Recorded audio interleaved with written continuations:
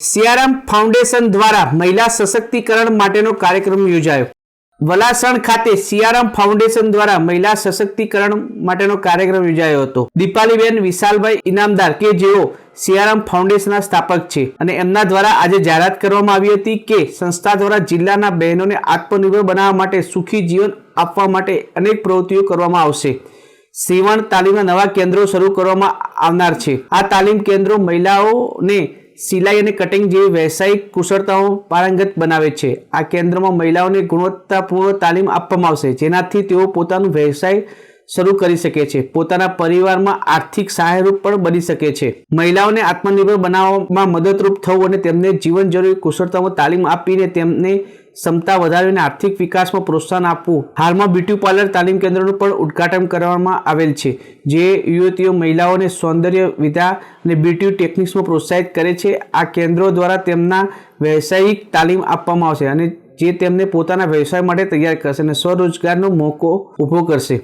અમારું ફાઉન્ડેશન છેલ્લા 3-4 વર્ષથી કાર્યરત છે આણંદમાં।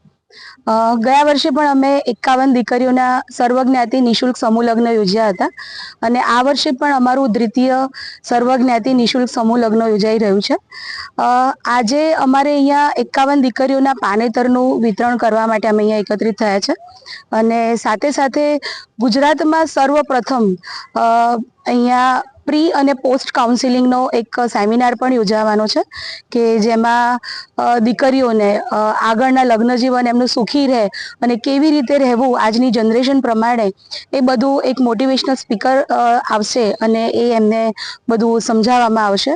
અને ત્યારબાદ સિયારામ ફાઉન્ડેશનની ઘણી બધી મહિલાઓ જે અમારા ફાઉન્ડેશનમાં બ્યુટી પાર્લર છે અને સીવણ ક્લાસ છે, જેની તાલીમ લઈ રહેલી મહિલાઓ છે અને તાલીમ લઈ લીધા બાદ પગભર ઊભી થયેલી મહિલાઓ છે, એમની સાથે પણ અમારે આજે થોડુંક વાતચીત કરવાનું આજે એક કાર્યક્રમ રાખ્યો છે કે સિયારામ ફાઉન્ડેશનમાં તાલીમ લીધા પછી એ કેટલા પગભર થયા છે અને પોતે કેવી રીતે રોજી મેળવી શકે છે, એક એની પણ નાનકડો એવો પ્રોગ્રામ રાખ્યો છે અને એના માટે બધા એકત્રિત થયા છે। સિયારામ ફાઉન્ડેશન દ્વારા અનેક પ્રવૃત્તિઓ કરવામાં આવે છે, જેમાં આગામી 6 ફેબ્રુઆરીના રોજ દ્વિતીય સમૂહ લગ્નનું આયોજન કરવામાં આવે છે, જેમાં 51 દીકરીઓને સમૂહ લગ્નનું આયોજન કરવામાં આવ્યું છે। જે માટે પણ શનિવારે 18 જાન્યુઆરીએ દીકરીઓને પાનેતર સહિત લગ્નના કપડાં આપવાનો કાર્યક્રમ પણ સિયારામ ફાઉન્ડેશન દ્વારા કરવામાં આવ્યો હતો।